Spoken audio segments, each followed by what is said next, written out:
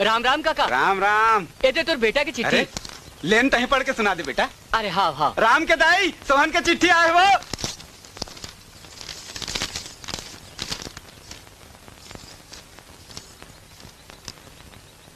आदरणीय बाबूजी और माला चरण छुके प्रणाम और किसनला प्यार।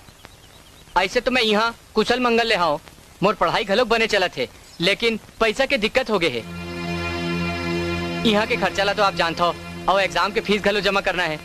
आप ला तकलीफ तो हो ही, फिर कैसनो करके 40-50 हजार के इंतजाम करके जल्दी से जल्दी भिजवा दो। बाकी सब ठीक है। आपके मंझला बेटा सोहन। ये ले काका। ला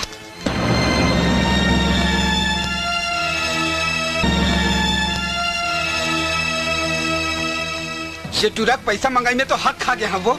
हर महीना पैसा भेजते छा, फिर ये महीना 50,000 मांगत है। कहाँ लाना होती पैसा। मैं तो पहले समझा रहा हूँ, झन भेजो टुराला। पोस्ट ऑफिस के खाता जुच्छा गए, डायरेक्टर पहले बेचा गए, अब तक खेत खार बेचू। हाँ राम के दाई, अब तो इसने करेल पड़ी। कैसे बात करत हो जी? तुम्हारा दिमाग तो नहीं खराब हो गए?